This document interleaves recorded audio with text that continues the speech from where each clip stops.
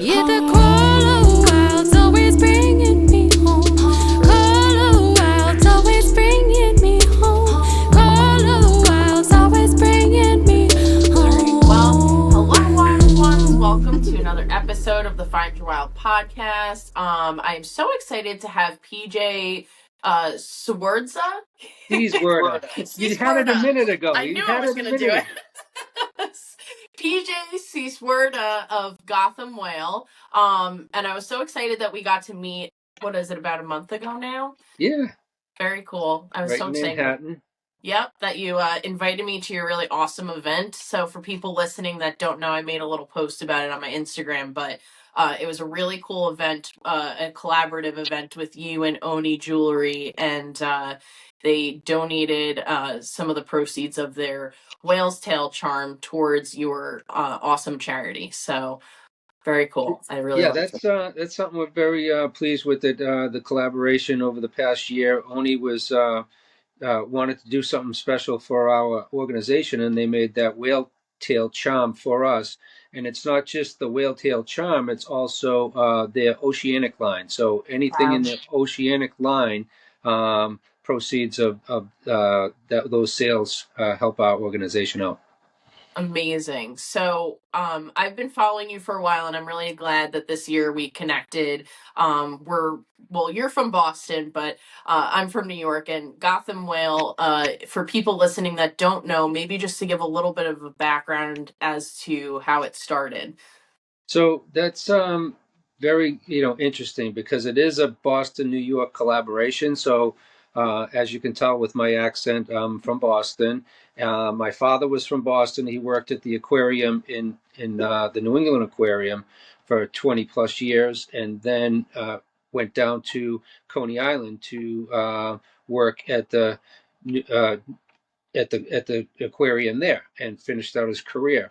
So the Boston New York ties are very tight, and so his career started in Boston and ended in New York with the nonprofit Gotham Whale, which was based off of getting closer to nature and understanding what was going on in the waters in New York, which is pretty amazing because some of the um, policies and what have you back in the 70s with the Clean Water Act, the Marine Mammal Protection Act, transformed the waters around New York into a better situation for feeding grounds for seals and whales. So that's basically how it came to fruition. That's amazing, and it's been really cool to be able to follow you guys. And I know a big part of this project is that it's you're trying to get more, but it's citizen science based too. So you're trying to really get people involved, New Yorkers, anybody in like the tri-state area, really, that is able to see these whales. And do you guys take into like? Do you guys also monitor not just whales, other mammals, or do you focus mostly on whales? Well, it's a growing thing. So it's funny how it started off. It was a seal count. So we started looking for seals. My father instituted a seal count, almost like the Audubon bird count, to Mhm. find out how many species of seals and number of seals were in the area. And lo and behold, the whale started showing up. So when the whale started showing up, my father's background of being from New England and the whale um, watching and whale research in the Boston area is pretty prevalent, but not so much in New York. So he said someone should be documenting this, and he made the transfer over to Wales. And what we're doing now is we're not making a transfer, but we're broadening our a scope of eyes on the water to see whatever is out on the water, whether it be um, sharks, different types of fish species, and/or pollution. So there's a lot of balloons in the water. So we're doing some tracking on debris that we're finding out there. So we're broadening out with our citizen science eyes. That is very helpful that we can collect this data and understanding what's happening in the waters. It's amazing because I feel like it's really cool that you're getting everyone involved because it's not just, I think sometimes there's also this like disconnect where it's like, oh, well, we're a charity and, we're doing all this data. But when you can bring in everyone, it really makes it feel like, oh, this is our water. This is like our nature and how we can get involved to help clean it up. And I think that people, and I'm sure you probably see this all the time, especially as a New Yorker, have this misconception that there aren't any real animals but our marine life is pretty phenomenal. We have a lot of different species, especially since the waters have gotten a little bit more cleaned up now than they used to be. Well, I can speak from my own personal, understanding of my eyes being opened to what's happening. And once you start looking towards, the issues and or the the fascinating part that there are whales there. I ask anytime somebody says they're from New York. I met somebody the other night in Wakefield, Massachusetts, and she's from upstate New York. And I asked the question. I said, "Do you know that there's whales right off of Manhattan?" And she looked at me like I had three heads, and she says, "What are you talking about?" I says, "There's whale watching right off of the Verrazano Bridge and the New York Bight and down through New Jersey," and no clue. Nobody really. They're all in. Everybody's in their own little microcosm and don't understand what's happening right off the skyline of Manhattan. Wow, it's Yeah. incredible, Yeah. right? Yeah. I love that, and I'll try to like plug it in as I'm editing, but I love that one picture that's kind of symbol like, it looks kind of like your logo there, and it's of the humpback whale fluke right in front of the buildings, which is like incredible. It kind of goes to show how nature is right out of our front door, even in a city as big as New York City. Yeah, that's the photographs that our volunteers get are just amazing. That there's almost similar to something you'd see out in Hawaii, with humpback whales. They're very picturesque, but with the skyline of Manhattan in the background is just very surreal.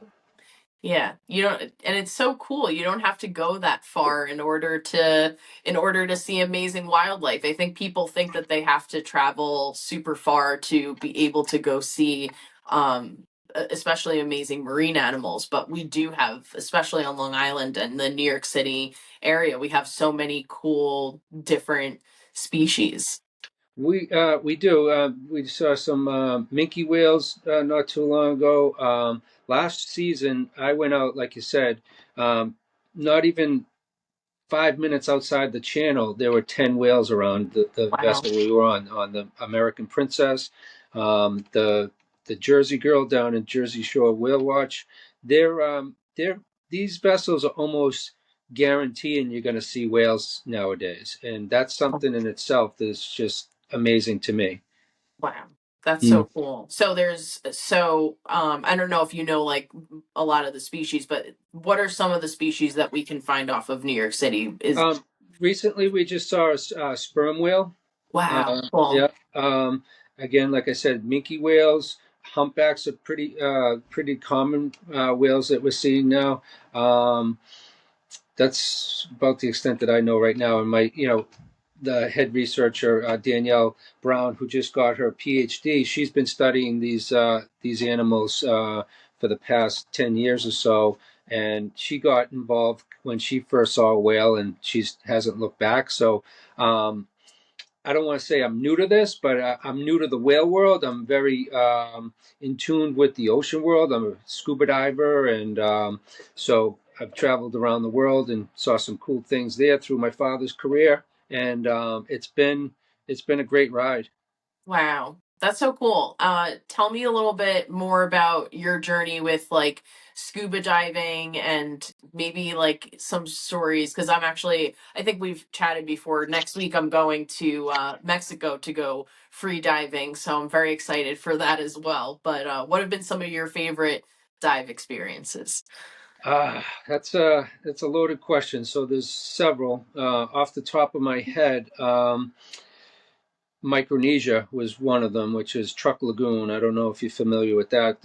In World War No. II, there was a bunch of vessels that were downed in Truk Lagoon, and so I scuba dived on those vessels and went in through the hulls of ships down around 200 feet, and that was pretty amazing. And seeing some of the artifacts, considered an underwater museum.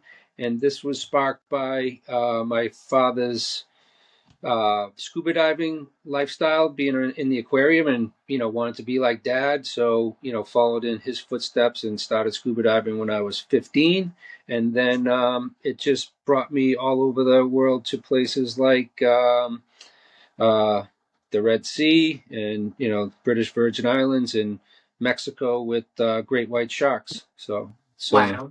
yeah, a wonderful life. Very, very cool. Yeah. Yeah. And I know your dad passed away last year, right?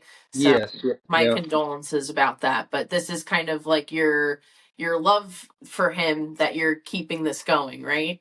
Yeah, for me, obviously, it is a real long love there, but it's also a healing process that I think is happening with me. It's a diversion to focus my energy towards um, the good that he did, and I'm meeting all sorts of people like yourself that have nothing but good things to say about what he started with Gotham Whale, and that's been a good healing process for what I've been going through for the loss.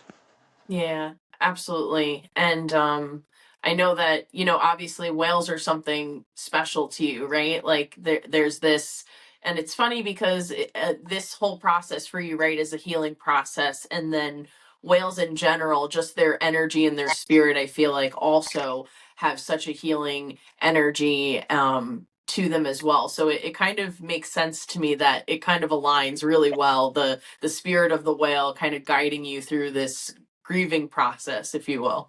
I couldn't agree more, and there's another thread to that, which is Dad was a writer, and he did the his storyline of his life that intertwines with his experiences on marine biology, and then also his literary understanding of uh, Melville's Moby Dick. So it's kind of a real good symbiotic novel that he put together. Finished it just weeks before he passed, which is another major amazing accomplishment. So that book is called Stranded, and it's his. Um, he talks about why the big mystery about why whales strand themselves. When you Uh, find mass strandings of whales just beaching themselves, and people don't know why, if it's by noise pollution, or they're just fed up with how dirty the oceans are getting. Or there's all sorts of I don't want to say cockamamie ideas, but there's a lot of ideas on why people think whales strand themselves, and my father gives his take in the book Stranded. that's awesome. I'll make sure to link that below so people can see, or get a copy for themselves. I know I can't wait to read it myself sometime soon. Yeah, I think that there's a lot of mysteries to whales that we don't know yet, right? Strandings being one of them. And I love how this is all connected, how like you're trying to just count and see and make sure that we're taking into account all of these different types of whales, different aspects of the whales. Like I also love that you guys are counting the pollution as well that we see, because in order for those whales and for us to keep seeing them, we have to make sure that the waters are clean. So there's so many things that really are intertwined and go hand in hand. Well, the thing that I'm really loving about what Gotham Whale does is you hit it a little while ago about how it brings everybody into a community atmosphere. And I like to make the analogies of Gotham, like Gotham City and Gotham, Batman type of thing. And my dad was called the Whale Man. He actually had the license plate from New York that said Whale Man on it. And Um, he wanted to have Gotham Whale logo up in the sky of Manhattan, and I'm working on that with a couple of people to try to institute that dream for him. But you know, it's very interesting on, you know, the concept of Gotham being a community based, but also the mysteries behind the the dark side of, like, you know, why whales showing up on our beach dead, why is, you know, all this pollution. So these questions are uh, need to get answered by not just the scientists but the community. Yeah. And, you know, kind of like we talked about already, but that how that's so important because it's not just, you know, people, you know, scientists taking into account the whales and, you know, and it's all of our marine nature, it's all of us together. So, and we don't realize how important water is and what that holds for us, and that how important making sure our waters are clean, and pollution really affects it because everything is so intrinsically connected. How, you know, the whales get sick and get stranded leads to maybe other things happening, and you know, everything like that. It's all a learning curve, and once you start getting involved, that's when the learning begins. And, you know, being a citizen scientist could be, you know, a 6 year old look seeing a Yeah. whale for the first time, and getting inspired by that little action. And there's so many offshoot stories that I've witnessed through the past couple years of people's first sightings of a whale and how it changed their life. And one of them being the woman that did the artwork for Stranded. Mm. My father and myself met her and her dad on one of the whale watching trips. I think it was like 4 years ago, and that was the first time she saw a whale, and Wow. turned her turned her life around. And now she's studying sperm whales in Greece. Wow, that's amazing. That's so cool. Yeah, Chiara Espinella. And you know, I developed a friendship with her, and she did the artwork for Stranded. She did the artwork for the movie Ocean's Angels that my father was featured in a documentary film from gentleman Ran Levy Yamamori from Israel. And so these friendships and stories that have come out of this is just, it's mind-boggling to me. You know, it's really it's a blessing. It's amazing the connections that whales bring us to. I don't know if you saw the article recently, Time Magazine published, but there's some sort of other science project called SETI, CETI, and they're hoping to be able to translate whales, the, you know, the sounds of whales into, and being able to help them communicate. And there was some talk of them being able to represent themselves in court on their own behalf. Well, So that's another good point that you brought up, and what is happening with I'll call it the politics or the legalities behind whales, and they're making it known to have a cash value to a live whale, whether it be, you know, surrounded by ecotourism, that, you know, people are going out to look at whales. There's a dollar value there. What they bring as far as I'll say it, their poop, you know. So like right. when they defecate, what the implications happen to the whole ecosystem, and how that affects you know, money. There's a cash value to live whales as opposed to, you know, killing them for their oil or killing them for uh, different ritual aspects that, you know, happen in the world today. And these are things that we want to just not got the whale wants to bring. It's just it's conversation that says Right. this is what's happening. And, you know, the more you talk about it, the more you understand, like, geez, I have an opinion on that, and I'd like to get involved and maybe help the cause. Yeah, it brings more awareness, and awareness and information is so important. And I think that's what's really great about your charity as well, is bringing that awareness to New Yorkers, because there's so many New Yorkers, there's millions of New Yorkers, right? And like you said, how many people even know that they could probably walk down to the bridge and see a whale from there?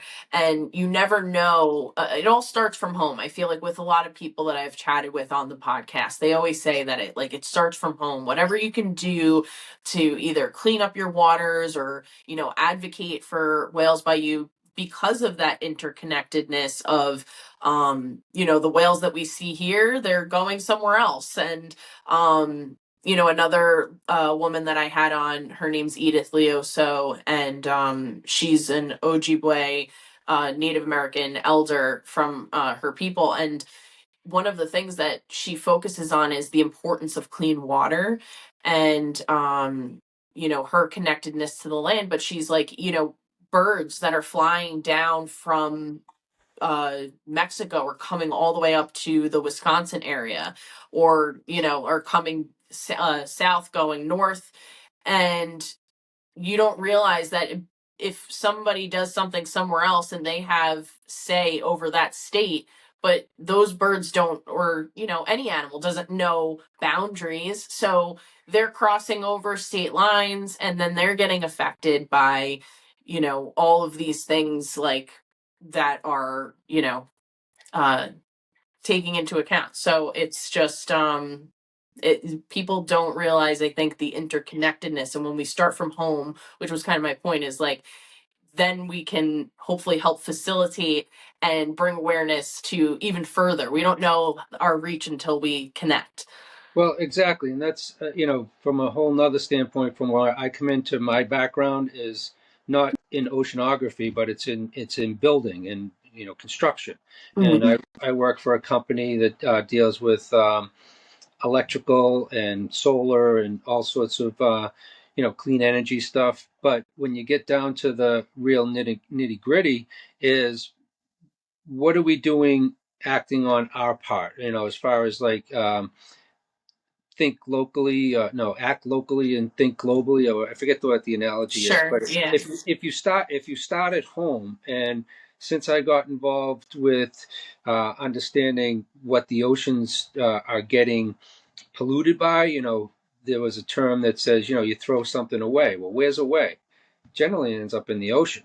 And so one-time use plastics is something that gets on your frontal lobe and says, do I really need to be buying these bottles? And where do they go? Those type of things you can reflect on yourself and say, how can I make my efforts to make the shift? And so it starts with yourself. Yeah, absolutely. I know that's one thing that I feel like, especially since starting my clothing brand and starting my podcast, is the focus on, or I've just paid more attention to, oh my gosh, how many plastic bottles we've bought, and trying to uh you know maybe buy like a bigger bottle and like fill up our water bottles, or look to get just like a filter or something like that for the house. But starting there is so important, and I think that everybody can do their part to do something like that. So Yep. yeah. I was going to ask you, especially about the clean energy and everything like that. I know Wales, there's a huge talk about the wind turbines affecting Hmm. them. I wonder if you have an opinion on that. I really don't have an opinion, or I don't want to, put my opinion out in a public forum, more or less. But it's a big hot button, and I'll leave it at that, because as soon as you go one way, you're alienating, Fair. 50%. You know what I'm saying? So Mhm. I'd like to leave that one alone for now. But maybe in the future, when the organization has a standpoint on it, I could give you a little bit better. Yeah, it does seem to be kind of a little confusing too, right? Because somebody says one thing, but then I don't know. There's a lot of different things. So fair enough. Yep. I would love to go back to Gotham Whale's whale tours and things like that. You started out with just working with like a few, and now you guys have really expanded that. People that are wanting in the New York area to go out and go whale watching with you guys, what are what are some of the ways they can go and do that? So I'm glad you brought that up. So what we started with was, again, the seal tours.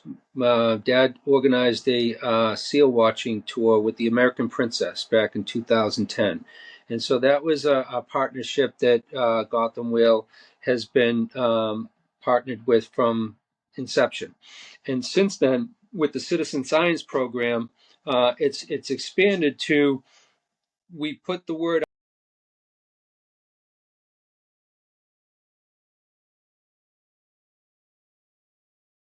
access, and I think there's a few others that are off the top of my head I'm forgetting, but working with these boats enables us to have a symbiotic relationship with our network of people. We can drive them to say, hey, why don't you go to, check this out if you're in this area. If you're in the Jersey area, you can go to Little Miss Belmar, or you can go to Jersey Girl Whale Watch. So those are boats that give us the data that they see when they're out there.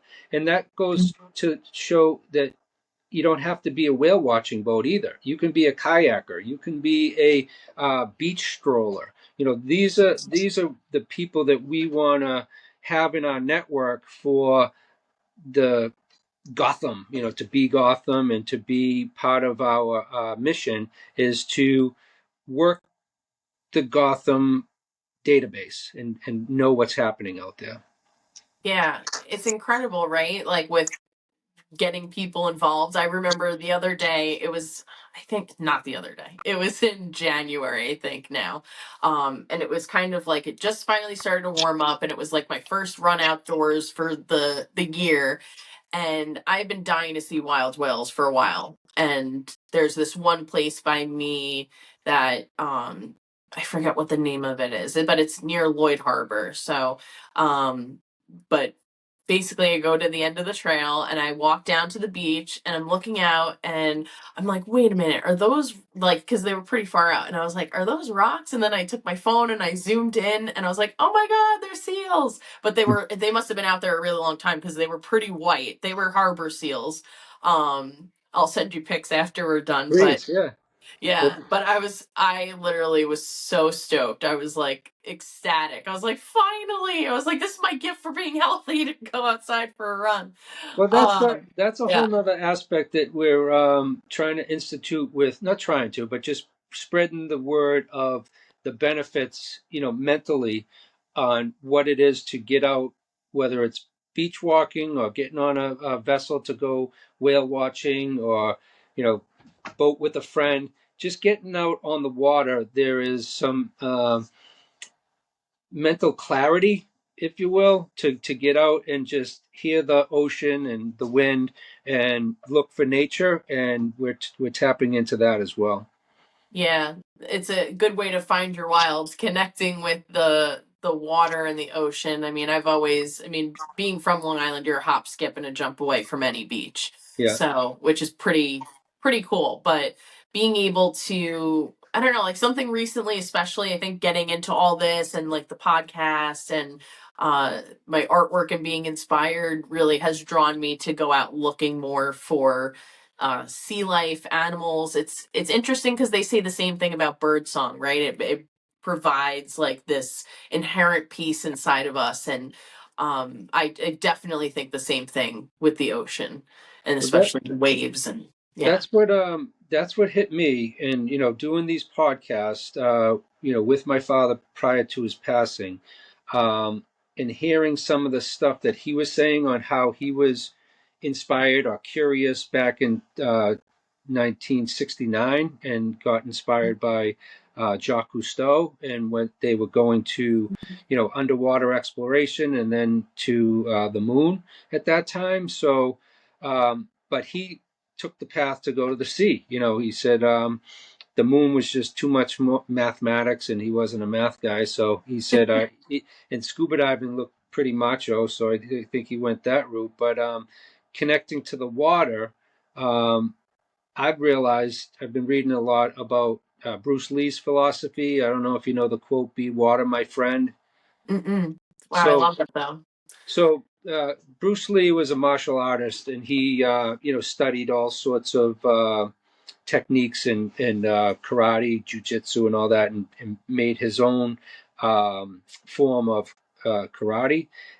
But it was based off of the principles of water, on Mhm. how uh, water can cut through rock. It can do amazing things. It can be hard, but it's also soft. It flows. It adapts to whatever it's poured into. It becomes the cup that it's poured into. So that philosophy is pretty cool.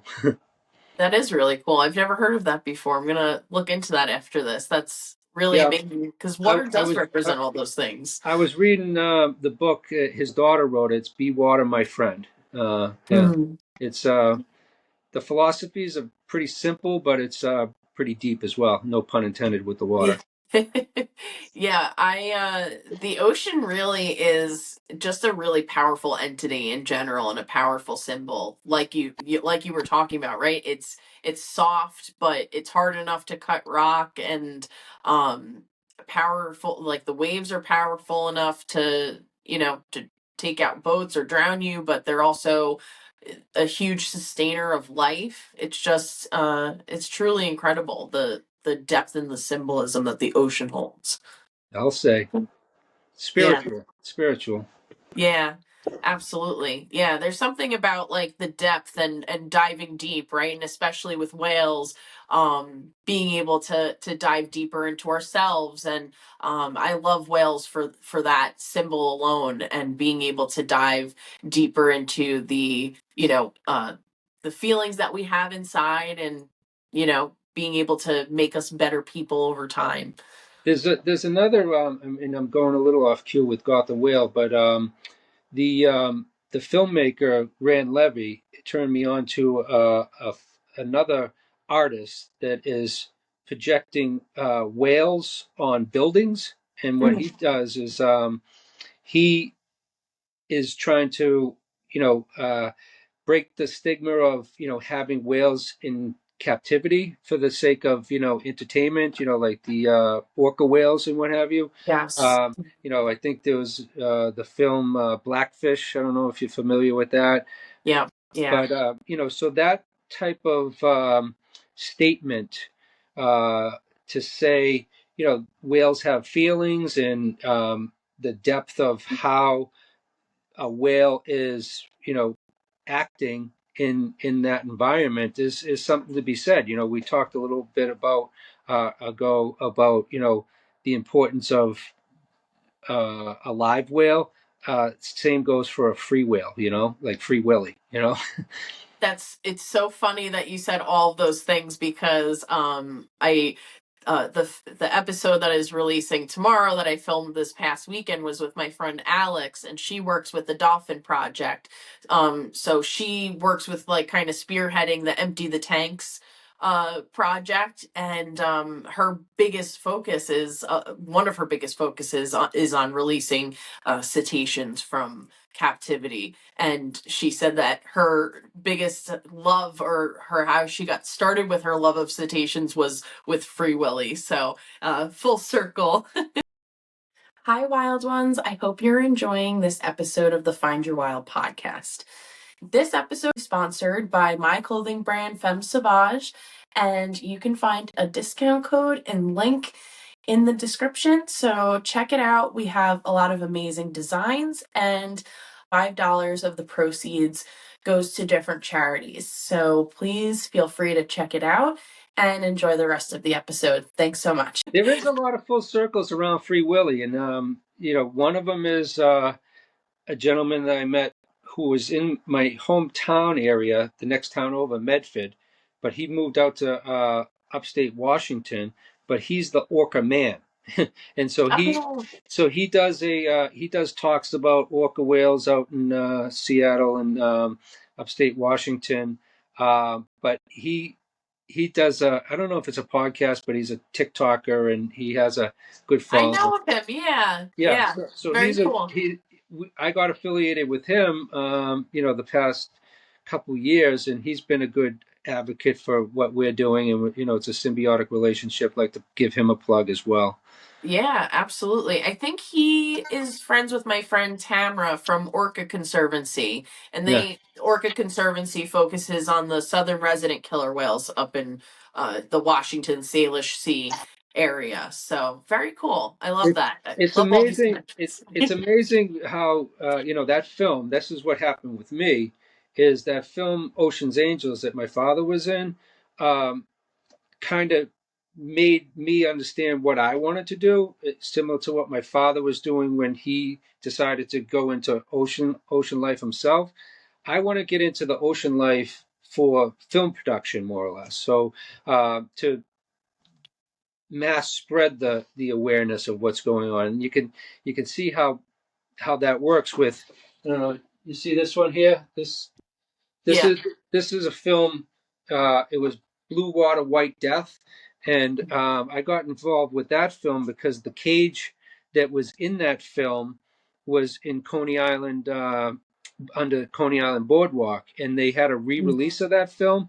That was the first film footage of a great white shark, and so they wanted to have the shark cage come to Woods Hole in the Cape. So I drove it from New York down to the Cape Oh on the back wow. on the back of my truck, and I'm driving down, driving up 95, and people are looking at me. I'm like, it's a shark cage. That's right. Yeah, yeah, it's a shark cage. And then That's so obviously the film Jaws inspired a lot of people. You know, another scientist similar to my father, Greg Scommel, up in Boston. The sharks came to him. So he was a Midwestern guy that studied great white sharks, and they just started showing up, similar to the whales showing up in New York for my father with his background. wow, that's so cool. And I know that I was talking to I forget what his name is, like your communications Chris St. Lawrence. yeah, I was talking to him at the event like a month or so ago, and he was saying how we're starting to see great white sharks, and there's like a nursery right outside of New York City, right? Yep. And I'm no scientist. I just have my theories. Sure. It's all food based. I mean, Mm. so with the Clean Water Act and the Marine Mammal Protection Act, the animals that the sharks and whales feed on are having a chance to regenerate and repopulate, and so it's like ringing a dinner bell to these big animals to come into these areas because that's where the food base is, the food web. I feel like that makes sense. It'll be interesting to see how eventually the science, will show us what ends up happening, because I don't think we know that much about, sharks or great white sharks rather, and where they give birth and things like that. So it's cool that we're finding all of these, kind of smaller great whites in the New York City area. And it's cool for multiple reasons. That it's awesome that we're starting to clean our waterways, and we're starting to see a much bigger array of marine life, and then also being able to sustain something as big as a great white shark, and having them feel comfortable giving, in their vulnerability to be able to give birth in these areas, and that it's clearly aligning with possibly a food source or something that's positive. I'm pretty confident that the next couple years, you mentioned about where they breed and all, and have babies. With technology and what we're doing with AI and all this stuff that's just at our fingertips, I'm imagining within the next couple years, a lot of those mysteries will be unveiled because we're doing some work with something that I just learned about, which I don't even know the whole ins and outs of, but it's eDNA. So it's it's DNA samples from the water that can tell us what is in the area. Is Oh what I wow, Yeah. cool. So these are some of the scientific studies that can be uh, instituted so we can understand the science behind the reality. Yeah, absolutely. And another thing that I was talking with Chris, you said, right? That we Mm-hmm. were talking about whether this be good or bad, but we're starting to see a lot more bottlenose dolphins too, right? So there's again the debate, and the debate is it a good thing or is it a bad thing? So you could paint it whatever which way you want. The good thing is that we're seeing dolphins in an area that we'd like to see them, which is right off the skyline of New York. But then there's the question, why? Is it because of global warming? Is it because of noise pollution? Is it because of their uh, feeding grounds have depleted in another area, and this is the only source they have? These are all common questions that may or may not get answered, but it's also good to get a better grip on why. Right. I don't think there's ever going to be a finger point or a smoking gun type of answer, but there's a Right. multitude of answers. Yeah. And do you guys also like photograph or keep record of dolphins that you see? We did, and this is where I'll give the plug out to people like yourself or anybody on the listening waves here. Is uh, we're a nonprofit. We're a all volunteer based nonprofit. We're looking to move into waters of changing that so that we could get some staff and paid staff. But right now we are just citizen scientists looking to do the right thing, and anybody that has the attributes or the skill set to take us to another level, we're open to talking how anyone in your listening land can get involved. Yeah, because I would love to see, and I think that this just goes to the importance of, citizen science as well, is what you find when you're able to have the data of individual animals and see where they're coming and going, and being able to track them in a non-invasive way, and how much information that even provides too to just other scientists, and more knowledge about these animals too. Well, another personal experience that me watching some of the naturalists that work on these boats, they have a kinship with these animals, and they can pick out the the identification of certain whales from like a mile away. Oh, that's 0001. That's the one that we saw last week. They have personalities and Yeah. different markings that they know. They swim a certain way, so they have that connection on that level with the naturalist. Can just say, okay, that's the one that had the baby last year or whatever. Mm. Wow. It's It's crazy. incredible. The Yeah. more you get involved, the more you know. Yeah, and I feel like you never know, especially with talking about or referencing what we were talking about before, is going and seeing them in the wilds. There's nothing like it. That you're going to have such a unique experience every time, and be able to really see these animals' personalities, because when you see them in captivity, their personalities are changed because they're mostly mentally unwell animals that are caged up, and when you go and see them in the wild, you're seeing them as they truly are. So That it's been is, really cool. we're seeing them on their terms, and their terms are they do whatever they feel like doing. I saw my first breach last year, which was Wow.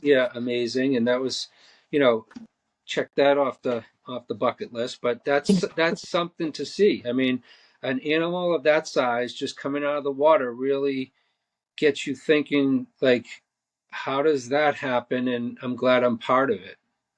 Yeah. Yeah. Yeah, being able to just see that in general, and the power, right? It's kind of, whales are really cool. I feel like I don't know, maybe all whales, but specifically I'm thinking humpback whales, is like they have such power, but they're so gentle at the same time. It's just incredible. The gentleness again, that's another hot button, and I think it was last year that one of the whales they call it a mugging, and so Huh. the vessels that go out to look at the whales, they cut their engines when they're around whales. They have to do certain protocols and what have you. And the whale, like I said, did what it wanted to do, and it just came up to the boat and just hung out in front of the boat and kind of just held the boat hostage because couldn't turn on its engines to startle it or get it nervous or anything like that. So it just kind of mugged them and just held them hostage for a while, and then eventually it went away. But it's something that interaction with the vessel and the animal, and then just the people just looking over the railing and saying, "Look at this thing! It's incredible." Yeah, it's cool because there's that aspect of the mugging, but then we also hear stories about how whales will save people or seals from sharks or orcas. It's just this incredible array of mystery that we don't know about them. They really do hold such a mystery about them that I don't know if we'll ever solve, but it would be cool to try and be able to understand their language a little bit more. With science, you never know. I don't think that, like you said, I don't think we're going to solve anything, but I think you could get involved instead of solving something. The more you get involved, the better off we're going to solve different aspects of what we can do. Yeah, and just, again, being able to experience animals in their own right. And I think sometimes we as humans, and I brought this up on a couple different podcasts, but, the value that animals have is sometimes us as humans, I think we can come off as selfish and be like, well, what does that animal have of value to me, right? Is it with whales, is it blubber? Is it something else? Or is it the picture I can get? Whales or animals in general have to have some sort of a meaning for us besides just them being able to live their life as other beings of this earth. They have an Yeah. inherent value just to Mother Nature and the environment and what they do. Like you said, whales pooping have a huge implementation on the environment, and it helps little fish, or it helps everything. It helps the ocean be the ocean, which is incredible. Well, you just mentioned it earlier too. It's the poop and the small fish. It's not just it's the birds get involved in eating the small fish. Right. So it's that whole circle that just circle of life. Yeah. What's like one of the this is probably going to be a very hard question for you to answer, but I'm going to ask it anyway. Sure. What's been maybe like one of your favorite encounters or one of your most special encounters? Would you say it was the breaching of the whale, or is there No, another one? I think it was. All I remember is we were heading back, and then my dad spotted a whale. So it was, you know, the trip was going to be a wash. We hadn't seen any whales, and then off in the distance, my father said, "Oh, I think I see a spout," and so it saved the day.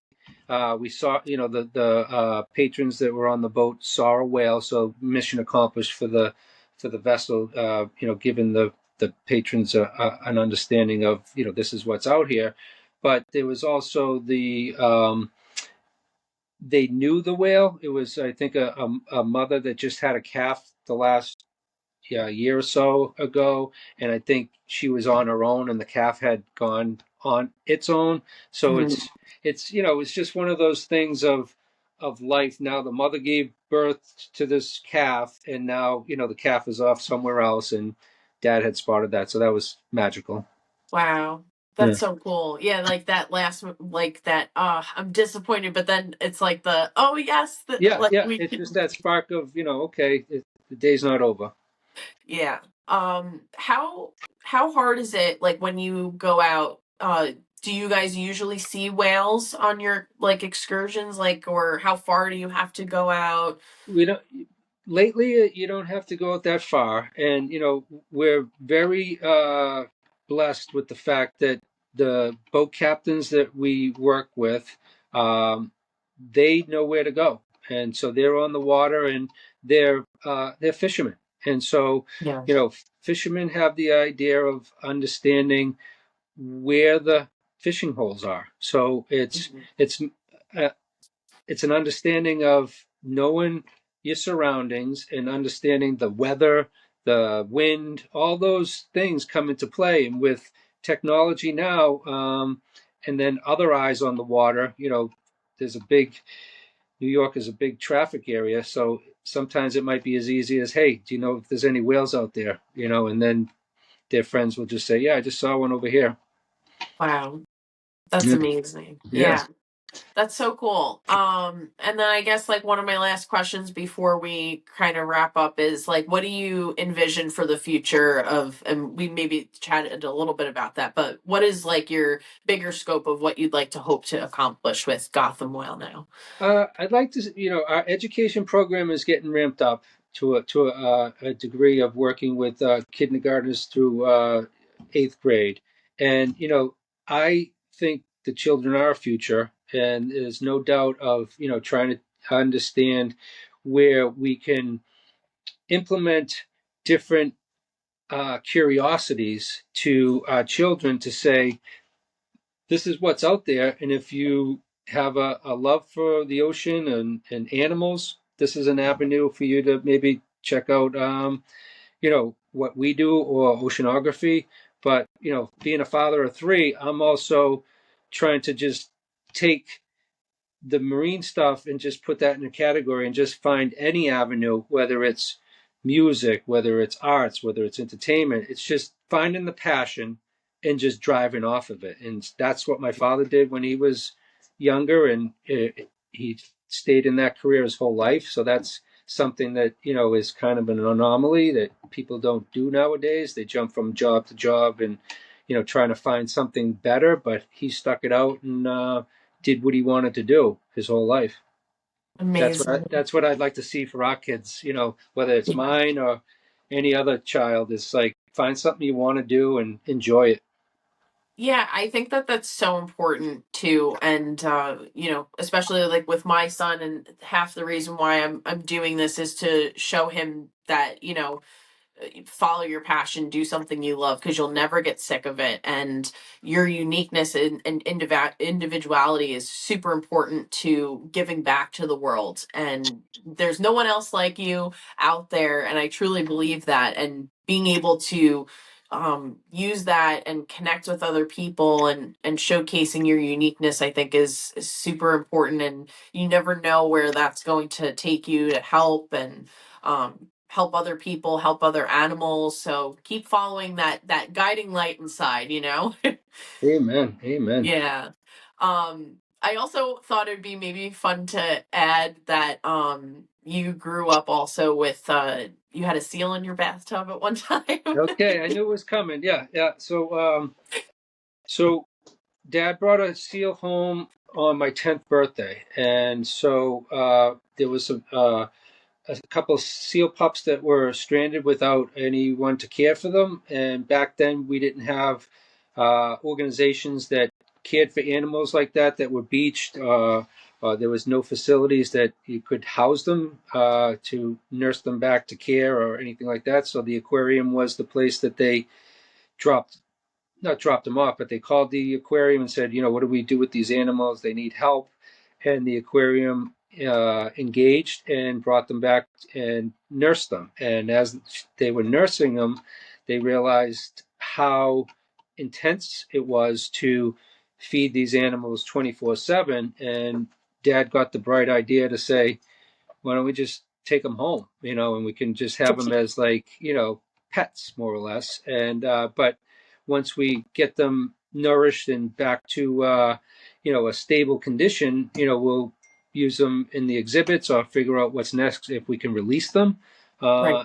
So those were the talks, and we did a little storyline. I'm working with the illustrator that did the other book that Dad wrote, which is Big Whale, Big City, and it's a children's book that it shows what we were talking about, the mother and the calf learning together about life, and that there's a food source right there in Manhattan. So it's a story about Jerry the whale that did a little spy hopping in front of the Empire State Building. A famous picture by Artie Raslich took a picture of Jerry the whale in front of the Empire State Building with the silhouette of the Empire State Building there. So I'm working with Joy on the seal in the bathtub story, just to I love that.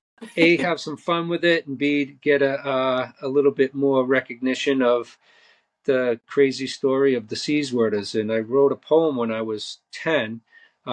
Cecil the seal, who lived by the sea, who came to live with the Sieswerdas, just like me. Oh, that's really cute. I love that. Yeah. Uh, That's about the extent of my poetic justice there. you know what? I think that's great. And I think that's a really cute idea for a kid's book. I can't wait till it's done. And I'm definitely going to buy one and read it to my son. And what a fun story to also have as a children's book. I think that they really go hand in hand. Yeah, hand and fin. Hand and fin, exactly. Well, PJ, I love connecting with you. This is really great. And hopefully one of these days we can go whale watching together. I would love that. Tell people where they can reach, how they can help, and I'll make sure to link that below too. Yeah, so GothamWhale.org is our website. You can reach out to me at Paul_J at GothamWhale.org. And just as I said earlier, we're looking to find passion-driven people to adapt their passion into the organization, to add their knowledge base and say, I'd like to bring this to the table, and if we can help, we can do great things together. So that's what we'd love to see, is people get involved and be Gotham. I love that. Yeah, absolutely. People listening, help, this is our ocean together. And Yeah. especially if you're in the local tri-state area, this is a good way to get involved and look at our amazing marine animals while do something positive and making a change. So And there is another aspect that I've been saying a lot too, is how can you help? I hate to ask for money, but I always start off with saying, Gotham Whale needs friendship, partnership, membership, any ship that won't sink. I love that. I think that's a really nice way to put that. Well, it's no word of a lie. It's like any grassroots organization. We need help financially. We need help spiritually. Of We need help, course. activity wise. So we're doing some great things with doing tabletop events and different things. We did one at Submerged, and getting the word out there on what we're doing. And love you guys to get involved. Yeah, absolutely. I would definitely love to get more involved too, especially because it's right close to home for me. And I love what you guys are doing, and it just showcases that, animals are never too far away. Well, I'll actually hit you up for a plug, and/or I know you said you do some artwork on your shirts, and I saw that you Yeah. got a whale shirt there. So Yeah. I would like to maybe collaborate for some sort of. I've been wearing this sweatshirt for like 2 weeks now, so I think I'm ready for a change. Yes, we'll chat afterwards, and we'll come up with something. I would love to help in any way. So Dynamite. absolutely. So yes, stay on for a second. We'll chat. But thank you so much, Wild Ones, for listening to this awesome episode, and we'll catch you on the next one.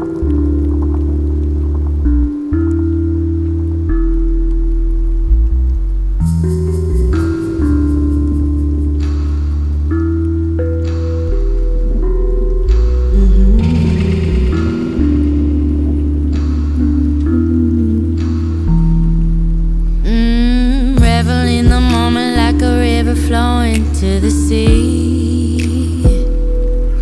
I feel the energy of life force flowing all through me, and I'll allow it all to dance with my body and play. And no one could ever convince me to give my power away.